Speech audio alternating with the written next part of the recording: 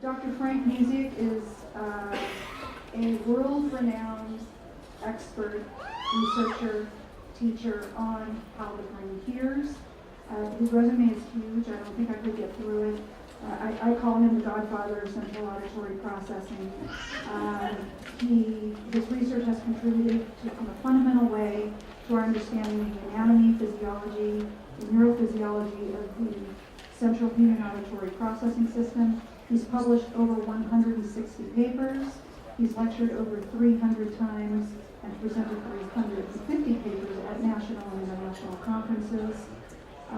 His research into the areas of central auditory processing and dysfunction have earned him national and international reputation as an authority on the human auditory system. There are about 5 or 6 published papers on how the brain hears, one of which is co-authored by Dr. Stella DeVoe and Dr. Mathern. I think you're on the paper, Stella? I think so. In any event, please welcome Dr. Musiek.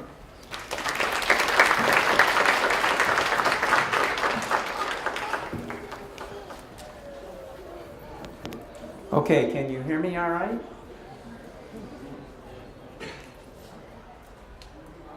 Monica, thank you for inviting me, and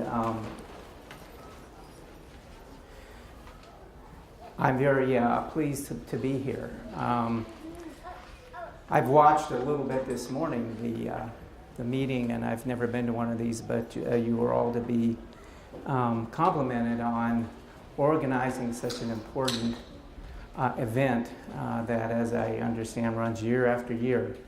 So this is really a compliment to all of you who help support this, and most of all, actually, to attend these kinds of meetings, because I think it's through education that we can help. As I understand from Monica, there hasn't been a lot discussed in terms of hearing auditory perception in regard to hemispherectomy. And so I have a lot of ground to cover, and I'll try to break it down in a way that is meaningful. And we'll see if we can do this.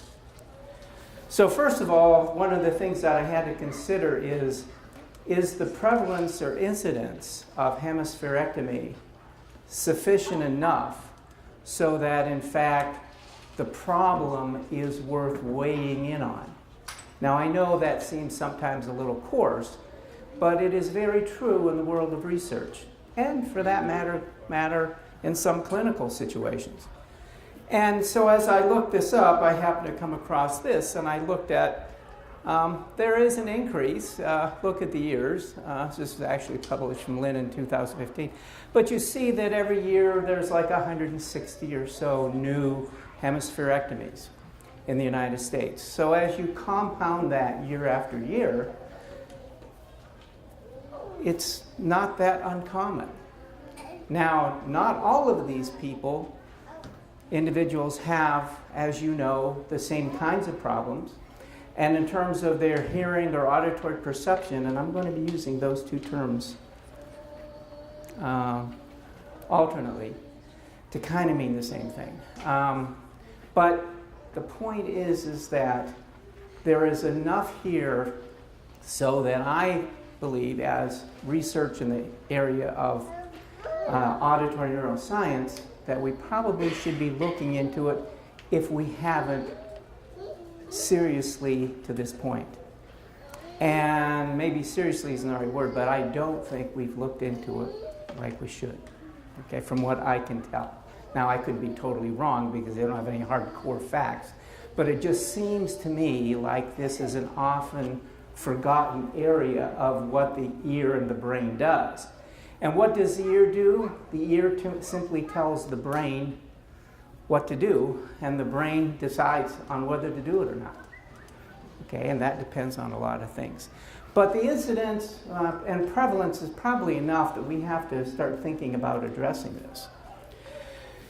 So I'm going to introduce to you 2 important terms, and I want you to walk away understanding these 2 things, okay? Is that the auditory system is composed of 2 distinct areas, okay?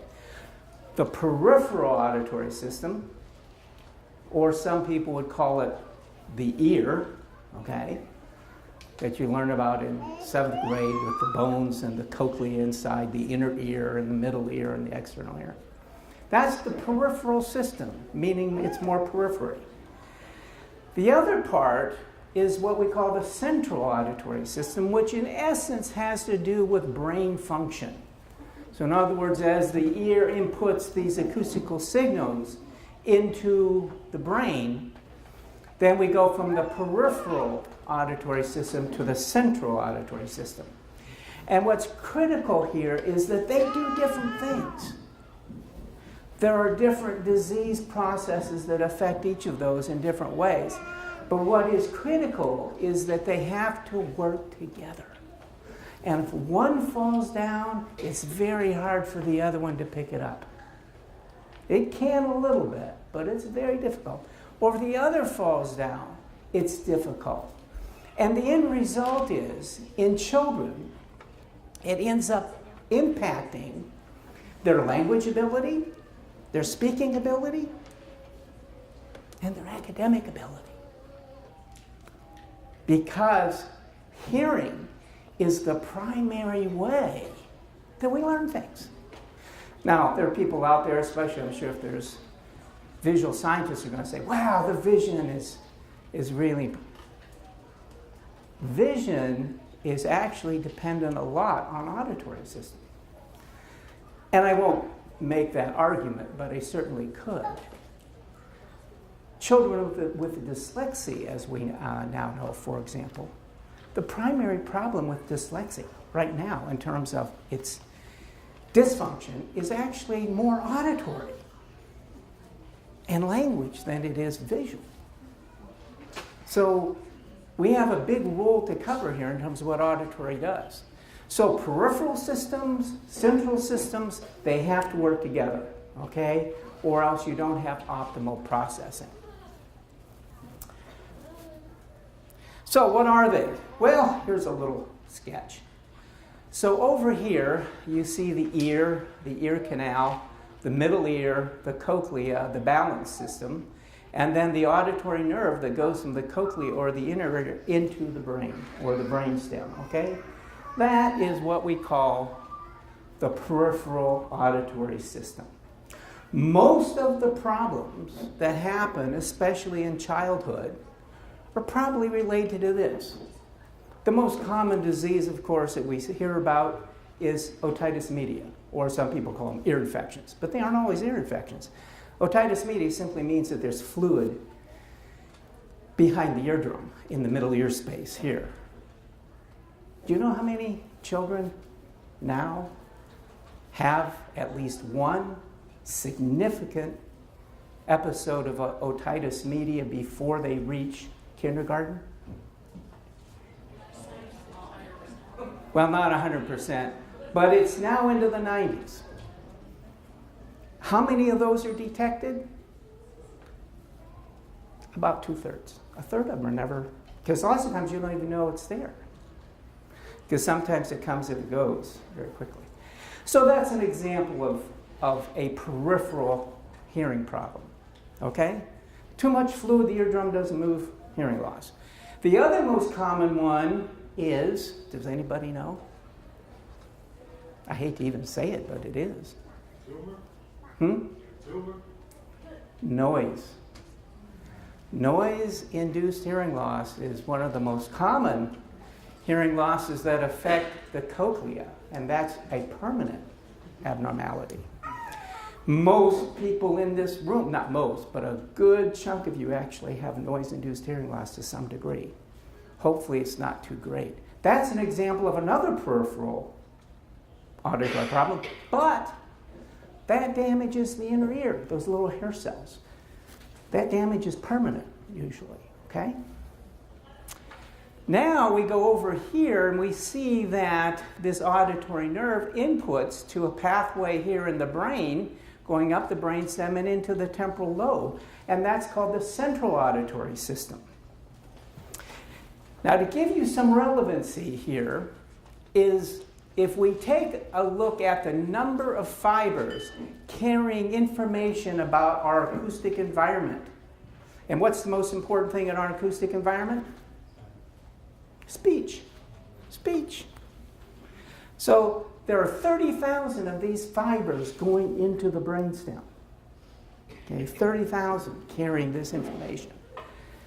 And here we go from peripheral to central. If we go to the first place in the brain where there begins to be the anatomy of the central auditory nervous system called the cochlear nucleus, there's like about 200,000 fibers that start handling this. By the time we get up to here, there's 1 million that are probably auditorily related nerve fibers, okay? And I bring that out because you have to get perspective. Now let me give you another perspective. Of all the research done on hearing, going way back to the mid-1850s,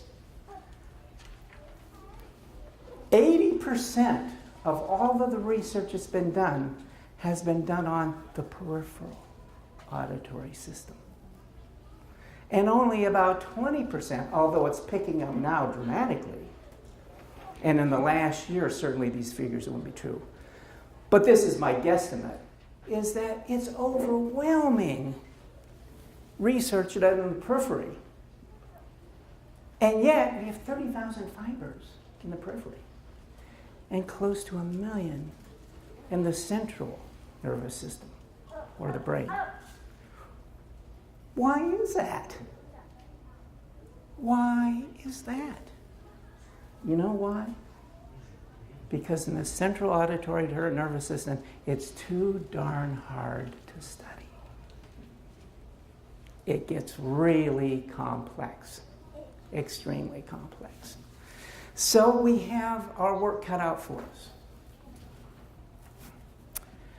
So, what's the big deal between peripheral and central? Well, we need both of them, but if we look at the complexity of the acoustic stimulus or task, that is, what do you have to listen to?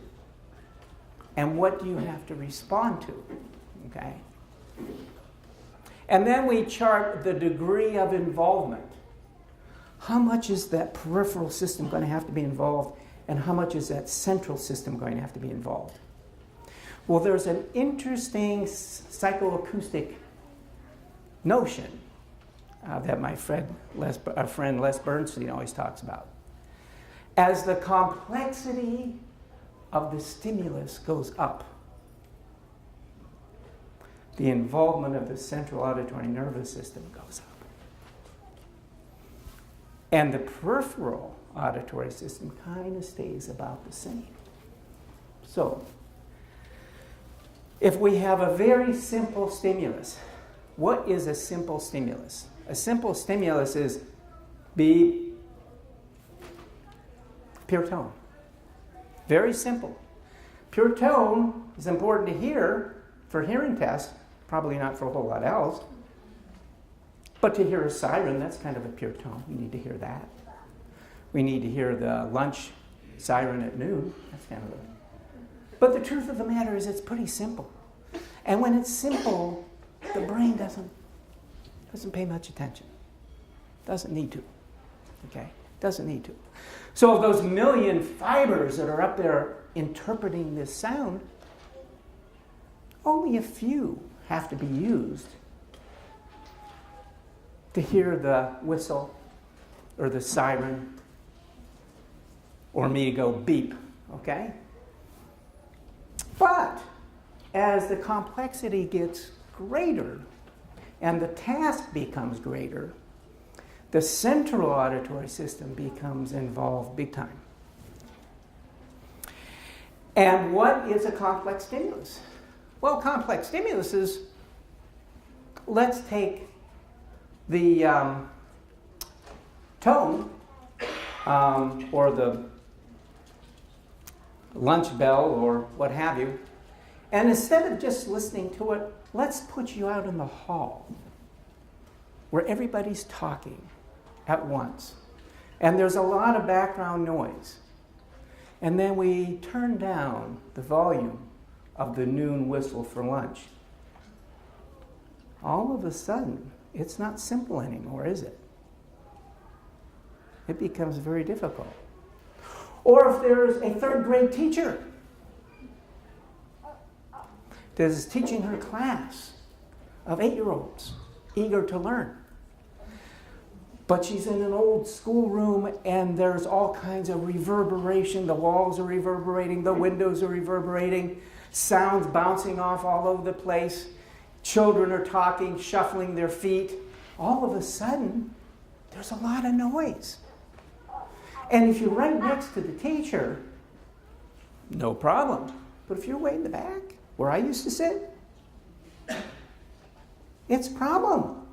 Now it becomes a complex task because you have to be able to pick out those important things that are buried in or in competition with the primary signal that you have to pick up.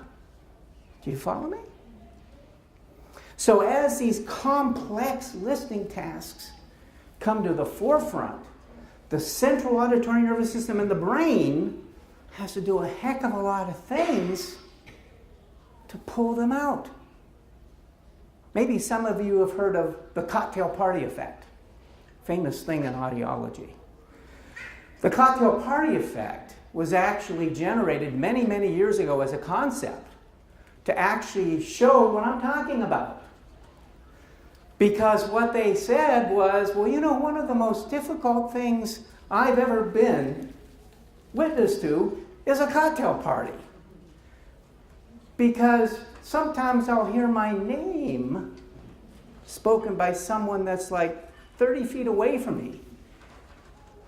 And lo and behold, it gets my attention and I can actually focus in and hear sometimes what they're saying, even though there's all kinds of noise. The cocktail party effect is our unbelievable ability to pick up signals and noise or other kinds of competition. But in order to do that, you have to have a peripheral system that's working top-notch, and you have to have a central system that's working top-notch. And if it's not, you won't pick that up.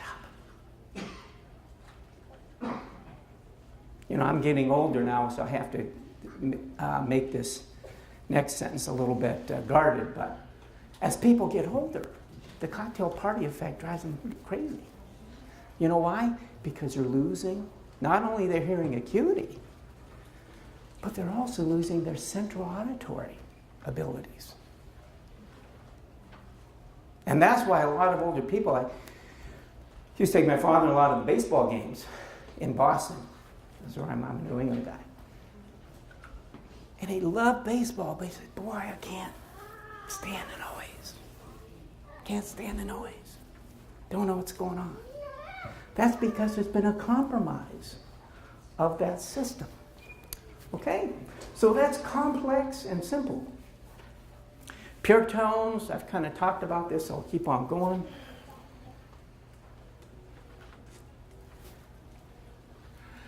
Now, here's where I run into problems with my colleagues because we have sometimes different views on these kinds of things. The traditional hearing test that you've taken, that your children have taken, requires a individual to raise their hand or press a button every time they hear a pure tone. What did I say about pure tones? Simplest thing you can almost have to listen to. And yet that's what we test. That's what we test. So the school nurse comes in and beep, beep, beep, beep, beep. You pass. And then the child who may have a central auditory problem or some kind of problem goes back to the classroom, all kinds of noise in the classroom. The teacher says, oh my God, Johnny can't hear. He's having trouble hearing. I can see it all the time. Back to the nurse. The nurse goes, beep, beep, beep, beep. Johnny's okay. Sends back to the teacher. She says, I can't believe it. Or mom and dad says, I can't believe it. And you know why they can't believe it? Because it's not true. It's not true. Okay? When we use complex stimuli, it's kind of like doing a stress test.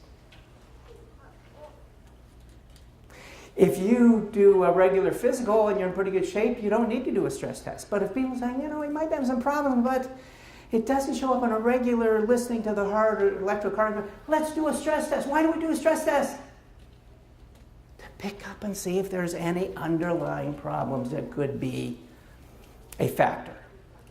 When we start throwing complex stimuli at kids and adults, we're doing a stress test. Does every kid need a stress test? No. Do some of them? Yes. Are most of them getting it? No. Okay? The problem that we have is that when you raise your hand and hear a tone, or press a button, your answer is essentially you are saying, yes, I hear it, or no, I don't hear it. It's binary. And that's great for computers, but it's not good for testing hearing. Because just because you hear it says nothing about what you are actually hearing. I had an amazing case a number of years ago that I was called in on. 21-year-old college student who had undergone severe meningitis. In fact, it was a serious meningitis, which also has a vascular problem, and had knocked out part of his central auditory nervous system. He essentially could not hardly hear anything. And yet at the same time, if you hit the audiometer and presented a tone, he'd raise his hand and say, I hear it. So one day I went in and I said, we'll call him Tommy. I'll say, Tommy, tell me what you actually heard. Because what I presented to him was a 500 hertz tone, pure tone. Beep. That's about how it sounds. And when I said, what did you actually hear? I know you heard it, but what did it sound like to you? And you know what he said? He said it sounded like back on my farm, because he was a farm kid, when the wind blows the grass around. That's what it sounded like.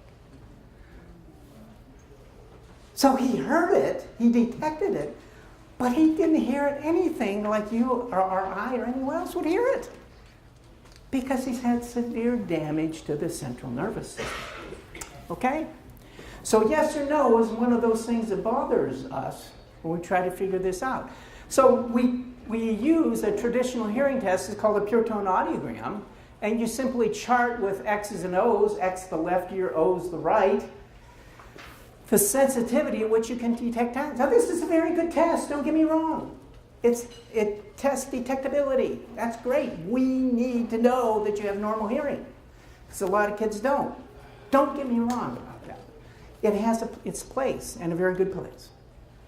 And as things get worse, if these all of a sudden go down into the mild range, if it's a mild hearing loss, what that means, and this is all peripheral, we haven't talked about central, all peripheral. If we talk about peripheral hearing and we have a mild hearing loss in both ears, what that means is that in most situations, you are not going to have a problem. Turn up the TV a little bit, turn up the radio a little bit, may have to ask your spouse, what was that again? Or if you're in another room, it's a little difficult, but you can get by. But you know where you can't get by? Is in the classroom. Because in the classroom, if you have mild hearing loss, and this has been proven time and time again, you have problems. Because you have to be able to hear better than that. To understand the teacher, to understand the other kids in class. Moderate hearing loss, everybody that has that is having some problems. You're going to have to do something about that probably, okay? You can get by, but it's a battle. Why? Because you will struggle to hear speech. And then when you get to the severe range, you are really out of it. okay, and profound is beyond help. But that gives you some idea of where we are. Now, here is the problem that I face, and I think the problem, as you become more aware of it, you may face. And that is this. Back in 1957, a classic article was published by Goldstein. And Goldstein actually tested an adult, young adult, who had undergone hemispherectomy. Now, this is 1957. We didn't know a lot about things like we do now.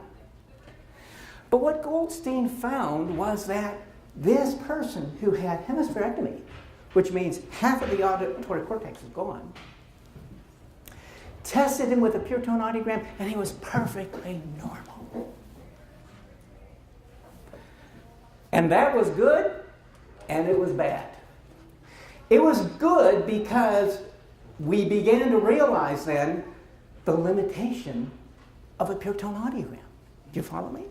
You can't have half your brain absent and be hearing normally. So it showed that there was a deficit by using these kinds of tests.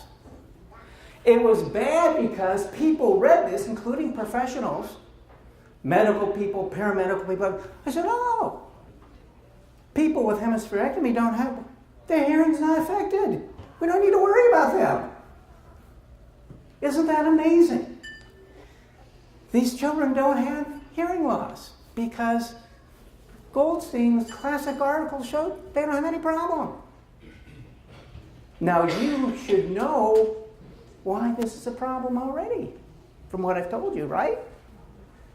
Because we're using a simple stimuli. And yes, many people with hemispherectomy are perfectly normal if you use a pure tone audiogram. So it's been good because it makes us realize the shortcomings. Bad because too many people think that's what's really going on.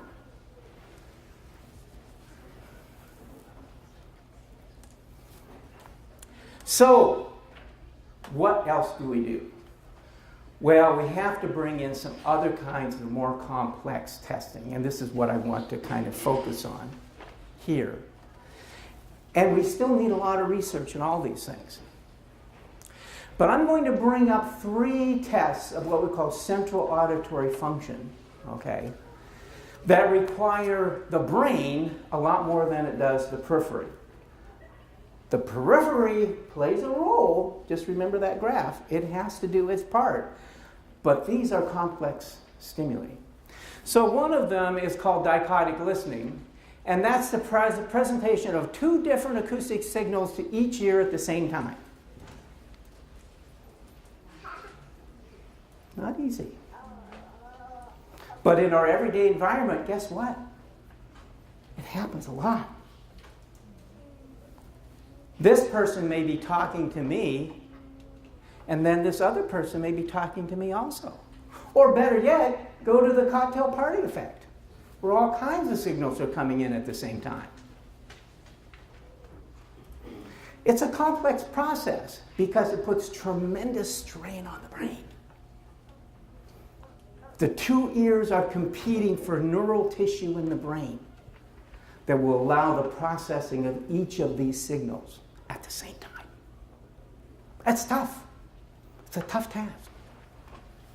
Speech and noise, I already gave you examples of that. If you step out in the hall, all kinds of people are talking, very hard to pick up on what's going on. And the third one is localization, the ability to know where sound is coming from. Now, there's an obvious part to this in terms of localization. Sure, there's a lot of things why you need to know in your everyday environment, depending on what your vocation is, to know where signals are coming from. What's the most critical one? For kids. What was it? Crossing the street. Because what do you, and this has been shown, what do you actually depend on first as you go to cross the street? Yes, you're going to listen for the car, and then you're going to look. If your localization ability isn't good, you may be looking over there, and the car's coming here. When we see children in the clinic with various kinds of hearing losses, one of the first things we tell mom and dad is make sure they understand not to depend on their ears to localize, especially crossing the street. Do you know where else this comes in? In speech and noise. Because the quicker that you can localize in a cocktail party where that your name is being said, the easier it's going to be for you to pick up and listen in noise. And that's been shown too. So these are 3 central tests, processing tests that are important. Well, here's some examples of them. These are taken from actual tests that we run. Dichotic digits, 2, 8, 1, 4, and they all come into the ears at the same time. And the response is 2, 8, 1, 4. Run and sun, 2 different words. They're time locked, so they're exactly the same. And syllables, ba, da. Okay?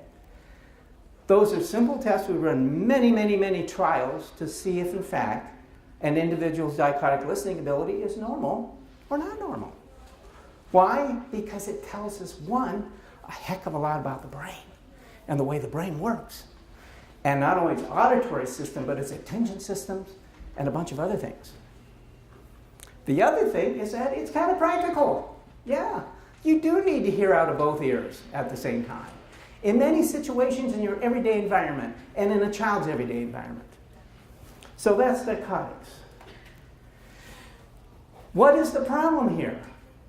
Now, I want you to get this. When we have hemispherectomy, as shown here by the big red X, or big blue X, what happens is that the contralateral ear to the hemispherectomized hemisphere is the one that will shoulder the brunt of the abnormality. Why? Because most of the system is crossed by the time it gets to the brain. And we have many more fibers contralaterally than ipsilaterally. So if we damage the left hemisphere, the left ear still has access to a good hemisphere. But this ear, or this ear, doesn't. Okay? And so that performance is going to go way down. And way down. Okay? So when I say ipsilateral ear, this is what I mean.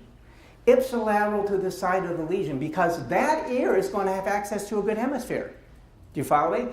But the reverse is not the same. So in this case, the right ear would be the contralateral ear.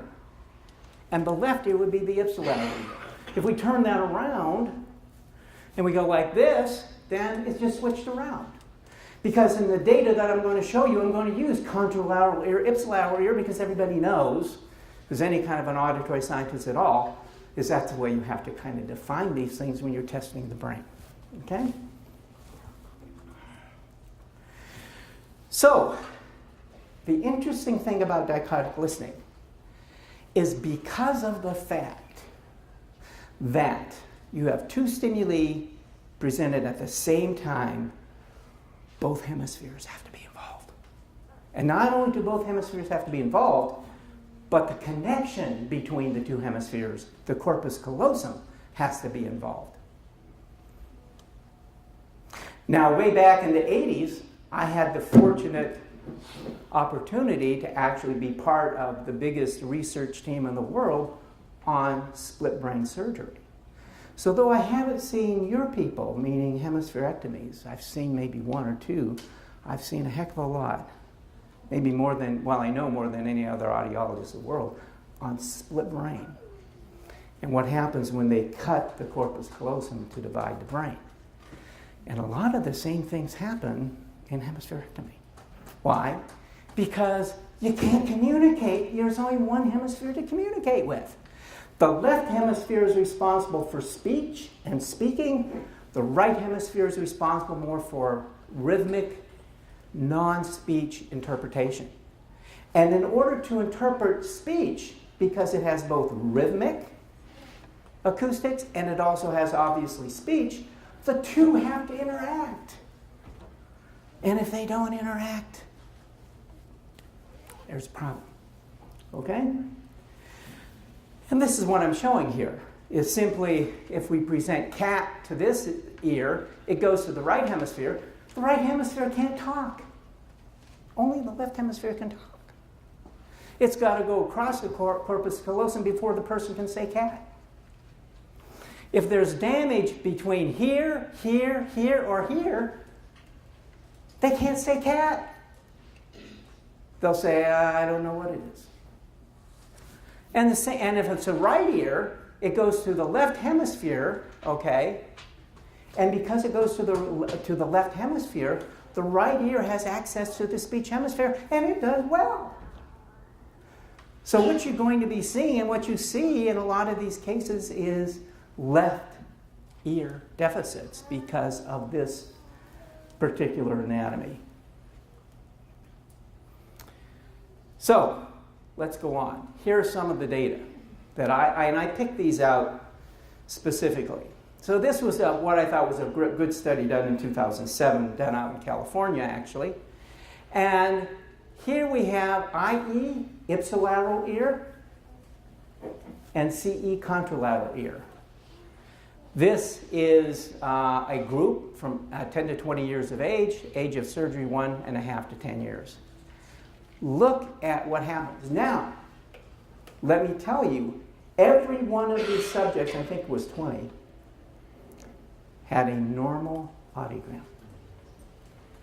They all had a normal audiogram. So the point being, all I'm trying to show here is the difference between the ipsilateral ear and the contralateral ear. The contralateral ear is the one that runs into the problems. And of course, the deficits are not a little bit, but they're pretty marked. At the same time, these individuals essentially have a normal audiogram. They can literally hear a pin drop, but they can't. Okay. So, kind of compelling data there. This is an older study and one of the first done, and it uncovers another interesting point, and that's why I brought it up. And you all know this, I'm sure. And that is, the brain is plastic and can accommodate things, but the later in life that it is damaged, the more difficult it is. And this shows that. The early hemispherectomy individuals have a better chance of recovering than to do some of these tasks than if it occurs later. In our split brain subjects, those individuals born without a corpus callosum, called agenesis of the corpus callosum, if they had no other neurological involvement, essentially by the time they were 10 or 12 years old, were functioning normal. But boy, if you went in at 10 or 12 and you cut the corpus callosum, Annie bar the door, because they were going to have those problems from then on. So plasticity is a big factor here. And that's why I bring that out. What's speech and noise? Well, the truth of the matter is, this isn't coming through like I want. I was trying to bury this, but I can't. Actually, I had typed in here, but it doesn't come through. Say the word run. So if I said, say the word run, you would all be able to respond. But if I said, with noise, say the word run, shh, and all kinds of, makes it a lot more difficult. Noise in competition makes it much more difficult. Well, guess what? There aren't too many subjects here. There's only two, one in the left and one in the right. But look at here, pre-op and post-op, and these are ears collapsed. You can see, again, big differences in terms of hearing and noise. So that if you have a particular signal-to-noise ratio, if the classroom's noisy, if the child's in a noisy environment, look at what happens. These aren't little bits of deficits. These are pretty big deficits. By the way, normal audiograms. Normal audiograms. Localization. Well, this is one that I think we underplay too much because it becomes very important in a lot of ways. I've explained a couple of them. But a localization task can be done a lot of different ways. And one of the ways that they do it is they set up a whole bunch of speakers. These are all speakers. And then they put the listener in front of the speakers. And the speakers are in a 45 to 90 degree circular array. And then they'll hit a particular speaker of this whole group. And then the individual will have a laser pointer in a room hooked up to a computer, and they point at where the sound came from. And then it's compared to where the sound actually is. And the difference, usually in degrees, is whether you have good localization or bad localization. And the other way they can do it is that they can narrow it down so that they'll say, well, gee, I pointed to this. That's pretty easy, as compared to if they use this speaker. But then what they do is they say, okay, well, then I'm going to do this one right next to it. And I'm going to do this, beep, beep. Did they come from the same place or different? It becomes quite a hard task because you have to be very specific. And so localization is something we take for granted. We use it all the time, and we really shouldn't, because it's an amazing phenomena that helps us hearing in noise. It protects us against things. It has all kinds of innuendo in terms of central auditory anatomy and physiology. Well, here's a study from Poirier, and then replicated by, or similarly replicated by Zatori up in Canada. But look at what happens here in the hemispherectomy. This is ipsilateral field. There's our old friend ipsilateral. Pericentral field, and then contralateral. Okay? And again, look at what happens. We have about 22% error from where the sound is coming from, which is a pretty good amount. And many of these people have recovered and had a chance. So that if one speaker comes on and they point to it, how far off are they? Fair amount. But there's another kind of test that I find also interesting, and that is the moving image. So rather than having a static signal, beep, beep, beep, it goes like this. Beep, beep, beep, beep, beep, beep, beep, beep, beep, beep, beep, beep, beep, beep, and you have to follow it. Here you see different things with the hemispherectomy. They have trouble on both sides. Why? Because you have to be exchanging information between the two hemispheres rapidly to do it. And so in the middle, they do okay, but when you start going to the peripheries, the exchange in time is critical, and they can't do that. They have trouble with that on both sides. So this is the one case where the ipsilateral is actually problematic too. Okay. Why do some do well and others not? You people could tell me better. Okay. Plasticity is one of the big things. All right. Some people's brains are more plastic than others. That is, their ability to compensate, their ability to learn, their ability to engage in things where there are new tasks that can be mastered, varies a lot from person to person. Varies a lot from person to person. So plasticity of the brain is greater at 1 month than 10 years. And it's much greater at 10 years than 20. And it's much greater at 20 than it is at 50. So the amount of residual plasticity that can come to bear on the task at hand is very important, because some of these children, even though they only have one hemisphere, have tremendous plasticity. And they compensate amazingly well. Others may not. And that's kind of the cards that are dealt. I'll never forget this one time I used to always say, when children have trouble deciding which hand to use early on, some people would say it's not a good sign, and I kind of believed that for a while. Until one day I got this child in. This child could do just everything as well, almost as well the left hand as the right. And I went back to track this kid down. And the teacher says, oh yeah, he's the smartest kid and the best athlete we have. Shot that theory all the heck. So it just depends. Timing. Onset of the disorder. When did the hemispherectomy occur? When did the surgery occur? And how long has it been since those? All of those are factors that are variables that we have to take into account. Experience and training. And this is what I want to pound home here, because I don't think this is being done. How many have ever heard of auditory training? All right, a few.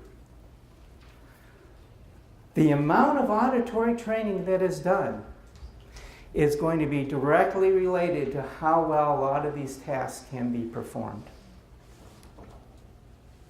There's probably now 15 papers showing that if you train on dichotic listening, even though you have bad dichotic listening to begin with, you can improve it dramatically.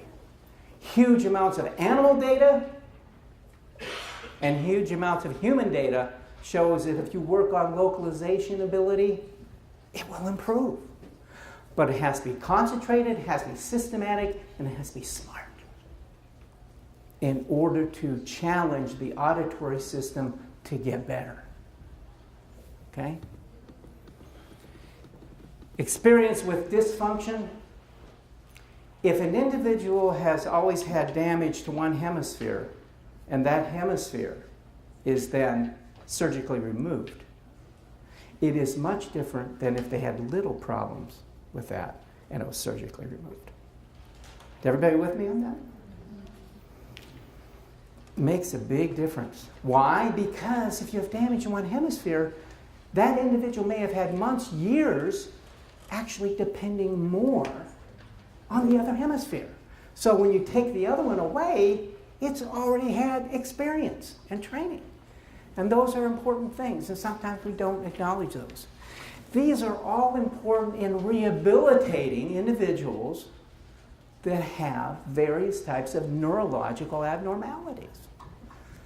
There's not a month that goes by that neuroscience literature doesn't have data on auditory training. It's one of the hottest things going right now in the field. Yet it's way underplayed. So there are several of these, and the idea is to train on the deficit. So if a person has the dichotic deficit, then we work on dichotic training, all different kinds of approaches. If they have trouble localization, we work on localizing. And so we can do all these kinds of things. Have we done it with hemispherectomy people? No! Not to my knowledge. I don't think anybody, I don't know of any papers anywhere that anybody has ever done to show that this. Did we do it with a split brain? Yeah. Did we do it with people with strokes? Yeah. Do we do it with people with learning disabilities? Yeah. But I've never heard of this being done with individuals with hemispherectomy. Maybe it won't work. But I know where I would put my money. I know where I would put my money on this. What do we watch for? You have children with hemispherectomy. Some of them are going to have a little bit of a problem, do amazingly well with this. Others are going to have big problems. What do you look out for? Difficulty in noisy environments. Mom, I can't, drive me crazy. Reverberant rooms. You know, like when you go down the stairwell and you start talking to people, how hard that is. They'll fall apart in those situations. Difficulty in following multi-step directions. Appears to have problems listening. Teachers will pick out and say, Johnny's a poor listener. Just doesn't listen well. It's not because they don't want to, it's because they can't. Difficulty following fast, soft talkers. People that talk fast are difficult to follow, and especially if they're soft. I saw all my students, they had learning disabilities and auditory problems, that I would meet with their classroom teacher and say, next year when Johnny goes in 4th grade, I want him to have this feature. And I say, well, why? because she talks clear, she talks loud, and she takes her time. As opposed to Miss So-and-so who talks, all those things are big factors. Misinterprets words, numbers, etc. Challenged by language-based subjects in school. Spelling, reading, language arts. Those are the ones that show the difficulties. All of this is encompassed with a normal audiogram. So when I hear parents, teachers, physicians come to me and say, so-and-so has trouble with this, this, this, and this, the first thing I ask is, what was their audiogram? Normal. It's a dead ringer for a central auditory deficit. Because what else is it going to be? And sound localization, of course. I say, well, Johnny, where did that, we just heard a bird chirp. Where did it come from? You're out walking. Johnny, we just heard a bird chirp. Where did it come from? Oh. John, did you hear that truck go by? Point to where that truck is. Those kinds of things. So those are some things you might probably want to watch for. Research needs, yes, we need a lot of them because this is a population we haven't done a lot with. And I think the prevalence and incidence is high enough that something needs to be done here. We just can't push them under the rug anymore. And so I'm not going to go into that because I'm running out of time. I'll thank you.